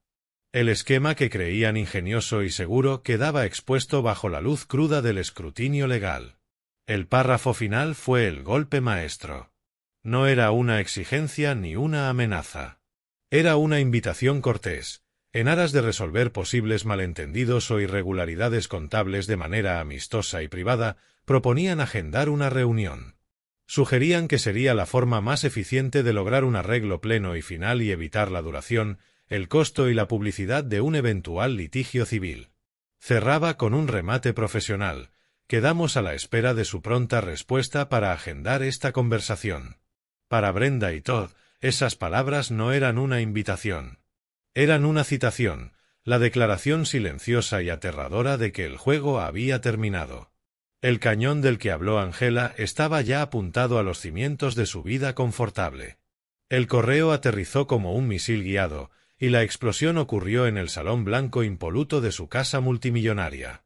El silencio, antes símbolo de su buen gusto y del zumbido discreto de la riqueza, ahora se sentía como el aire muerto de un sepulcro. Brenda paseaba sobre una alfombra crema gigantesca, el teléfono en la mano como un arma. Pálida, sin su máscara de satisfacción serena, solo miedo desnudo. Todd, en el sofá de cuero blanco, con un whisky. Intentaba proyectar control, pero los nudillos blancos y un tic en la mandíbula lo delataban. Había leído el correo 3 veces, como esperando que las palabras cambiaran. ¿Cómo? Siseó Brenda al fin, girándose hacia él. ¿Cómo se enteró? Se suponía que esto estaba limpio. Dijiste que estaba limpio. Cálmate, Brenda, gruñó Todd. La histeria no arregla nada. ¿Calmarme? Saben lo de B&T Holdings. Lo ponen por nombre en una carta legal. No es una amenaza vaga. Es un francotirador. Es tu culpa. Te volviste arrogante. Todd bebió despacio. El encantador hombre de éxito ya no estaba. En su lugar, un animal acorralado. ¿Mi culpa? Bufó. Dejemos algo claro. Tú eras la que nunca estaba satisfecha. La que decía que Jack salió demasiado bien del divorcio. Esto fue tu idea tanto como mía. Una póliza de seguro, lo llamaste. No esperaba que nos pillaran, sollozó. Se suponía que tú eras el listo. Un ganador no habría permitido esto. Habría cubierto sus huellas. Las huellas estaban cubiertas, chasqueó Todd, golpeando el vaso contra la mesa de mármol. El problema no son las huellas, Brenda. El problema es tu hijo idiota. Si no fuera tan estúpido y tan entitled, si no hubiera empujado a su padre al límite, Jack no habría empezado a cavar. Esto es por Leo. Y por ti, por criarlo como un parásito inútil. La crueldad quedó flotando entre ellos. Su alianza, construida sobre botinés y admiración mutua por la astucia del otro, nunca había sido probada por la derrota. Bajo la primera presión real, se hacía añicos. No eran un equipo, eran dos cómplices con la policía en la puerta. ¿Entonces qué hacemos? Susurró Brenda, agotada la pelea, sustituida por súplica. Quieren una reunión. Hablan de litigio. Mi nombre está en esa empresa, Todd. Nuestra reputación. Todd se levantó, alisándose la camisa. Volvía a montarse la máscara de control. No haremos nada, dijo, frío.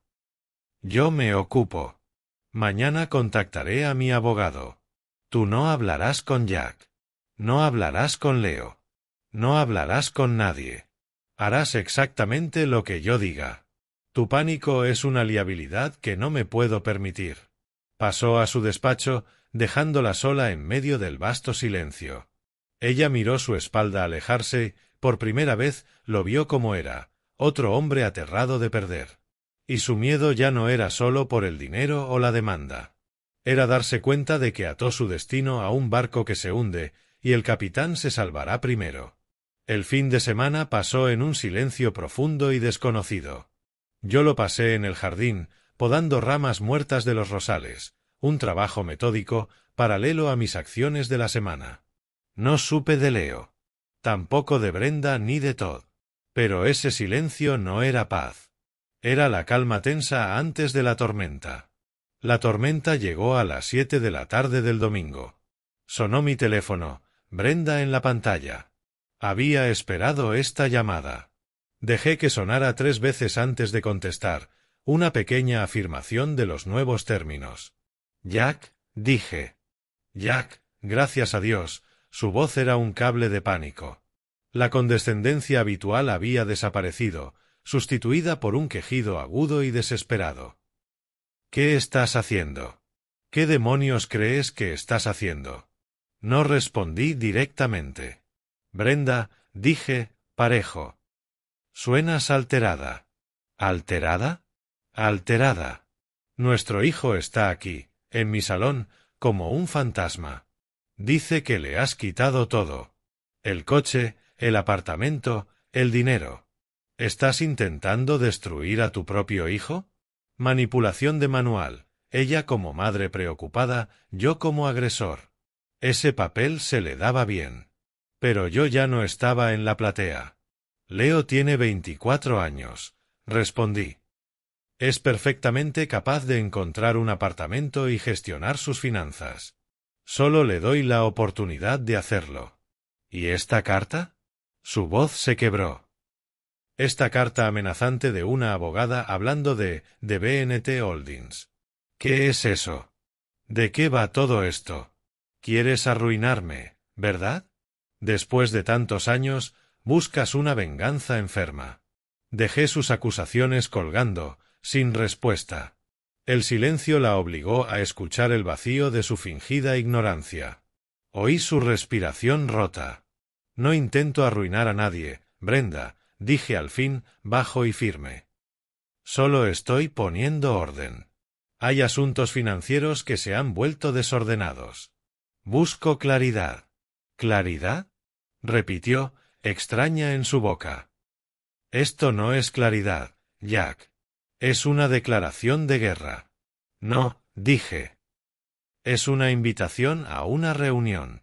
Una oportunidad de hablar de estos asuntos desordenados de forma civilizada. En el despacho de mi abogada.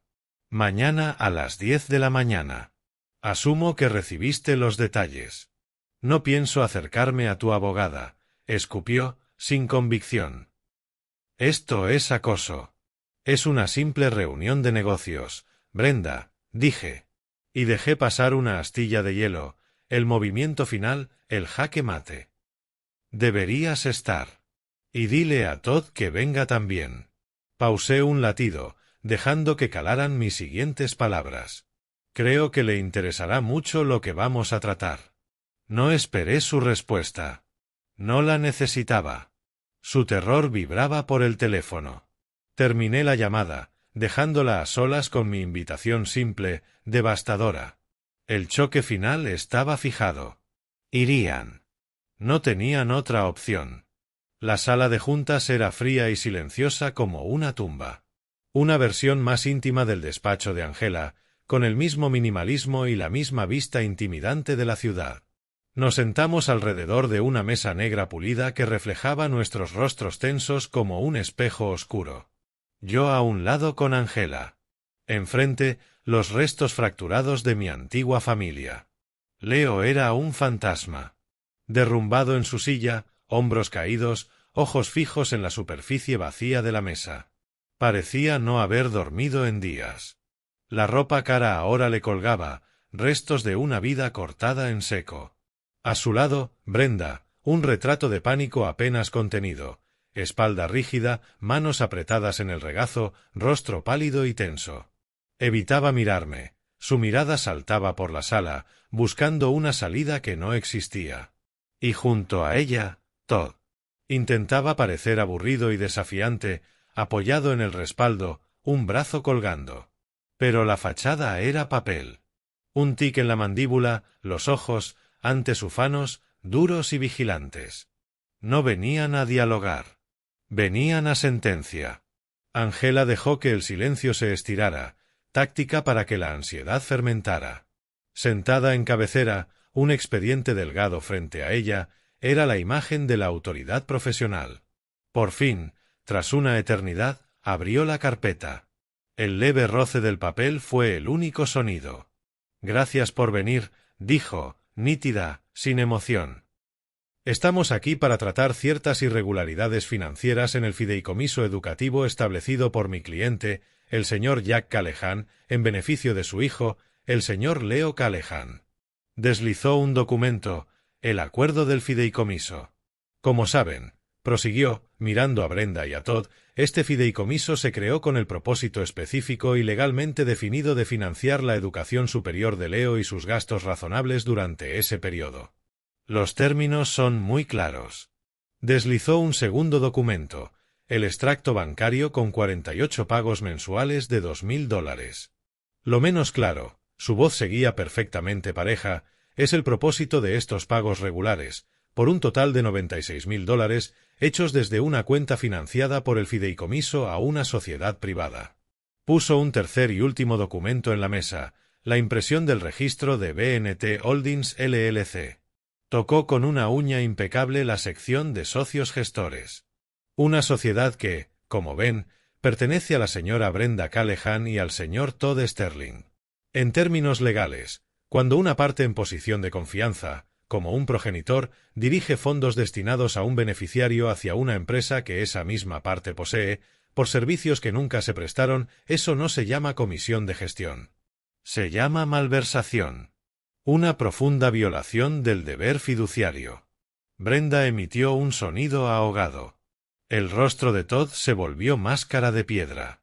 El señor Callahan es un hombre razonable, continuó Angela, su voz como hielo astillándose.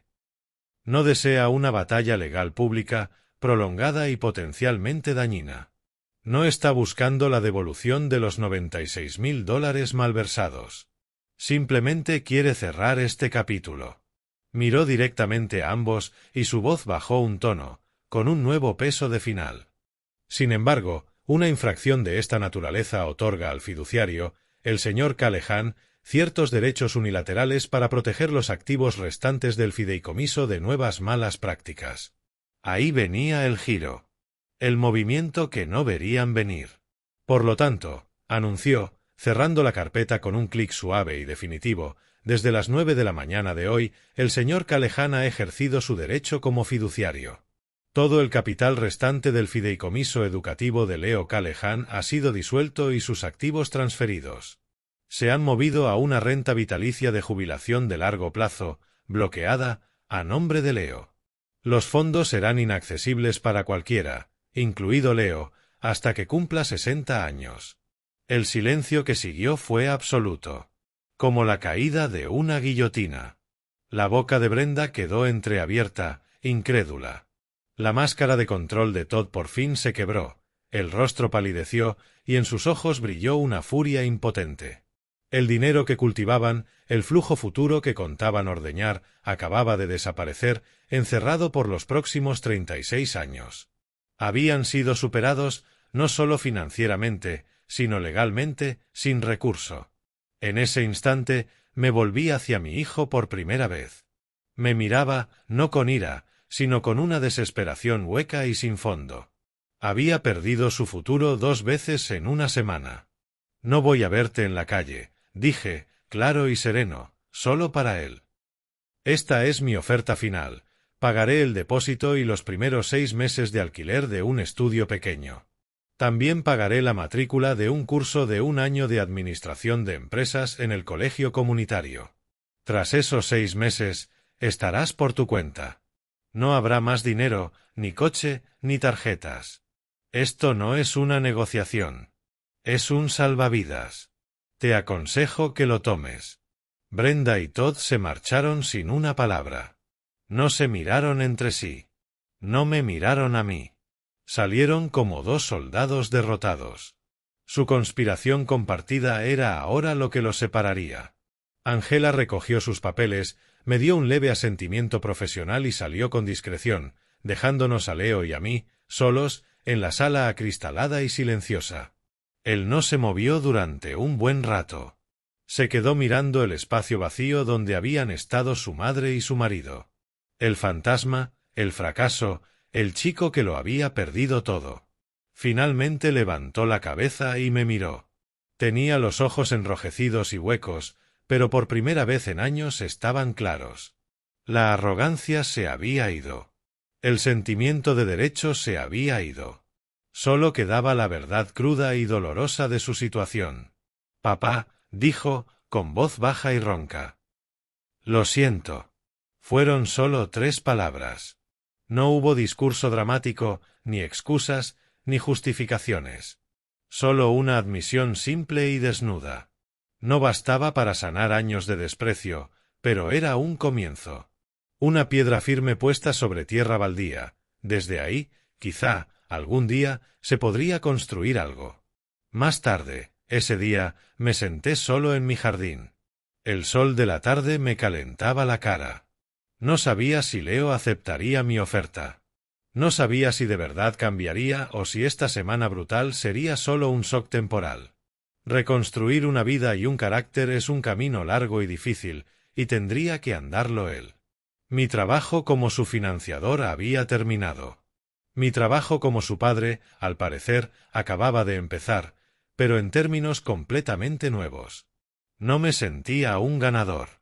No hay victoria en desmantelar la vida de tu propio hijo, incluso cuando es necesario.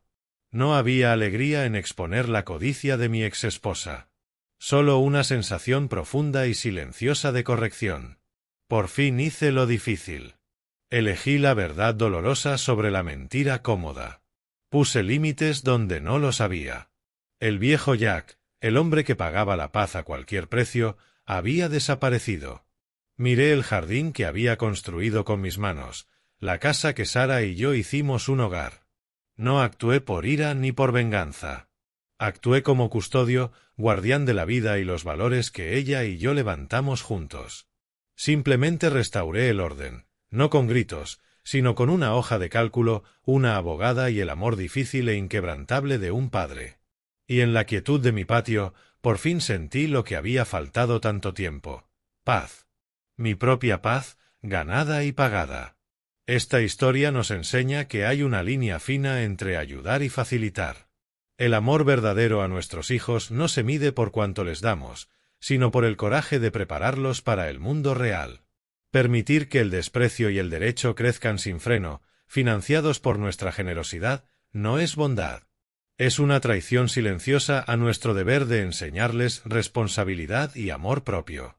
A veces, lo más amoroso que un padre puede hacer es decir no, dar un paso atrás y dejar que sus hijos enfrenten las consecuencias de sus decisiones para que construyan su propia fortaleza.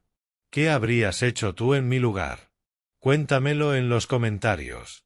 Y no olvides darle me gusta a este vídeo y suscribirte al canal para más historias de justicia en la vida real.